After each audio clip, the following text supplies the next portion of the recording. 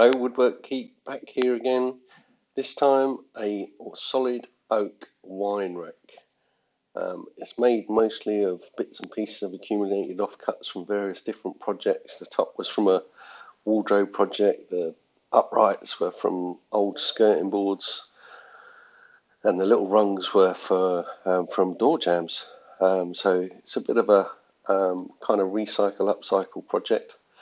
I start off by taking the long 2.1 meter strips, about 50mm wide, about 22mm thick, and cut them in half so I get pretty much long squares. You can see me cutting the uprights on the bandsaw, and this is so I get two 35mm wide pieces to do the uprights. Quite a lot of repetitive work in this project. There's, I think, 112 rungs, there's 18 uprights, 4 cross members, and then every bit needs various different actions taken on it, so it multiplies up quite quickly. But it does make for quite a stunning piece. It's very, very beautiful.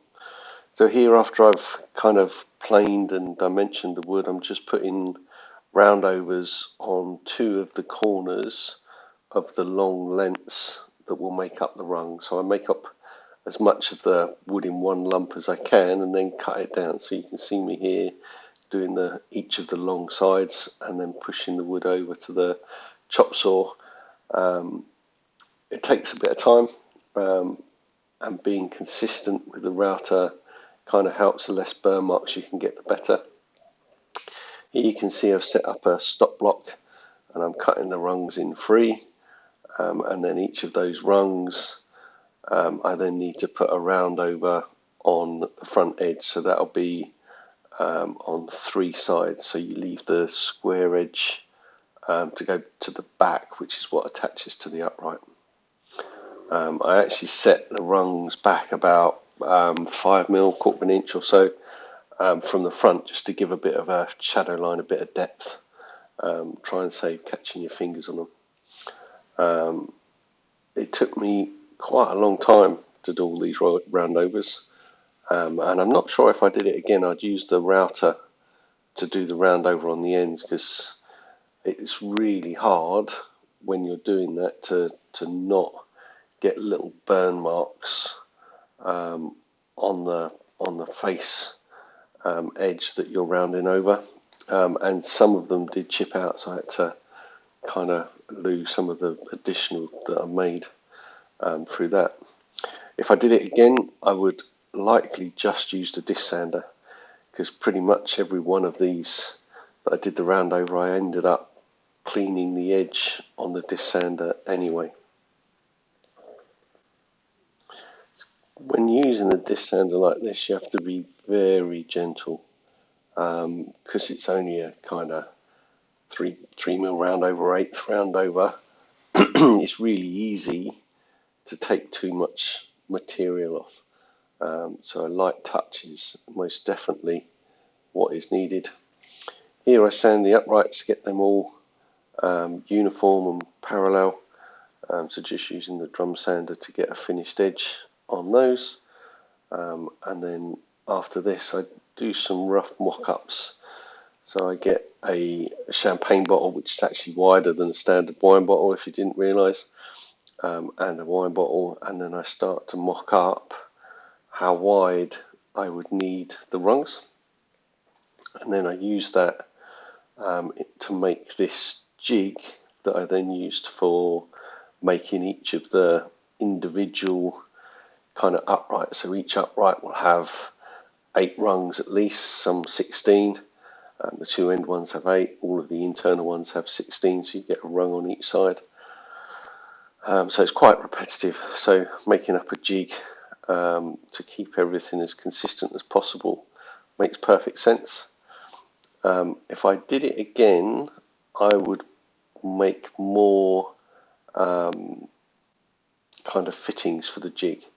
So the upright that goes on the side that's closest to the camera on a couple of uprights that just pulled slightly away at the top edge, so it was a millimetre or two out. So next time round I would definitely put a piece of timber each side of that upright so that it cannot move and it's kind of held in position, because I suspect when I was nailing the rungs on it was just vibrating, and that then pushed the top edge away on a couple. I used kind of spacer blocks to make sure that each of the rungs was different, and you can see me here using a hole punch to knock the heads of the pins in, so it's just a little brad nailer I'm using, and then I'm using a little bit of wax here, so you can see me just filling the pinholes with the wax. So it was two brads per rung, 112 rungs, so that's kind of adds up quite quickly, as you can imagine. But it does pay to use the jig and to put the effort in here, because not being able to see those pinholes just takes it to the next kind of level up.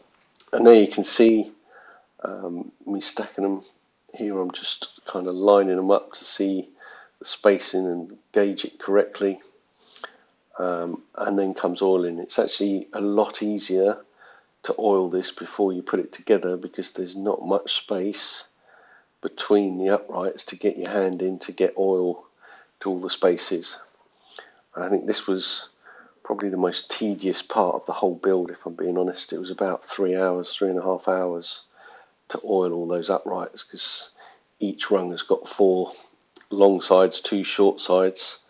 Each upright has 4 sides, and getting between the rungs, it's only 12mm gap, so it takes a bit of manipulation to get the cloth in, to get that oil spread on all of the sides. So yeah, definitely the hardest part, but effort in is reward out. So take your time and just make sure you get it all done properly. Then we're on to construction. So for each of the uprights, you can see me using a square to make sure that everything is 90 degrees, and I do that so it's 90 degrees to the piece that's on the flat at the minute, and then you'll see me put another support on the top, and that top one is then made to keep the verticals, so you've got 90 degrees in horizontal and vertical planes. I'm drilling into about 12mm thick, so 1/2 inch for the uprights, and it's solid oak, so I'm taking care to put a pilot hole in each and every one, and that pilot hole then gets countersunk, and then there's a screw that goes into each one to hold it in place. So it takes a little bit of time, but it's kind of worth it. And you can see me using spacer blocks there on the top just to make sure that each one of those uprights is perfectly aligned, so that everything is correct when you look at it front on for the eye.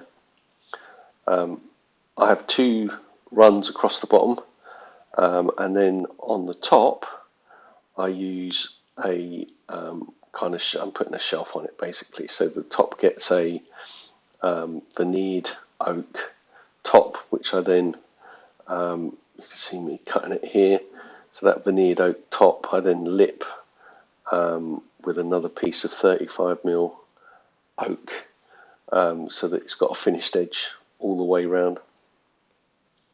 So getting towards the end here, and I'm just double checking everything, making sure everything's right and proper and everything's as it should be. And it's about this point I realised that some of the uprights are just pushed wide, and that's due to the jig not being kind of held tight at the beginning. And a little bit on every project. Here you can see me just trying to screw the top to the uprights And this wasn't quite as easy as I was hoping. I think if I did it again, I would put similar to what I've done on the bottom on the top, and then mount the shelf to those cross members, because then you'd be able to put the impact driver through the kind of middle of the rungs rather than trying to get through the top of the rungs. So you can see there I have to use a right angled attachment on the impact driver to get it to go down, which is not ideal, but did work in the end. Here you can see me flush cutting all those bits off, and then just getting ready to make the kind of facing for the top. After I'd done this, I decided then it needed some bracing across the back, so I come up with a kind of nice looking X brace, and again make it out of solid oak to put diagonals on the top.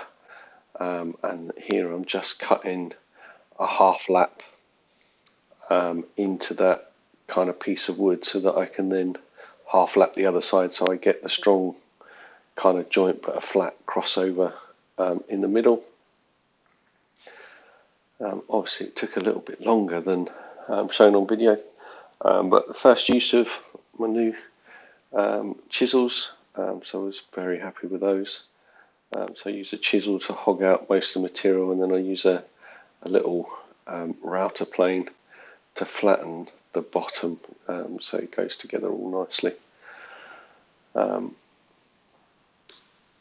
For mounting that cross brace, I use the same method as the bottom really. I drill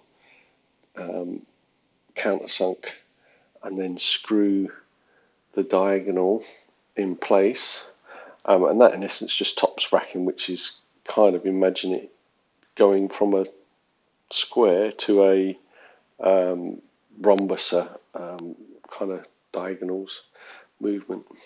So that makes that rack incredibly strong. So no matter how many bottles of fizzy or wine you put in that rack, it will not lose shape, which is kind of nice. And I like seeing it from the front as well. It just gives it a very distinctive look. It's not something I've seen before. And now I'm getting towards the end of the build here, so I guess at this point I hope you enjoyed this video. If you've not already, and you fancy watching more of videos, click subscribe. If you don't like it and I'm doing something wrong, tell me about it. Or if there's something you'd like to see built, or a project kind of item, put some comments in, let me know. Equally, if you would have done this differently, let me know how I can improve. I am not afraid of a bit of constructive criticism. I hope you're all doing well. I'm going to sign out now. Woodwork Geek. See you on the next project.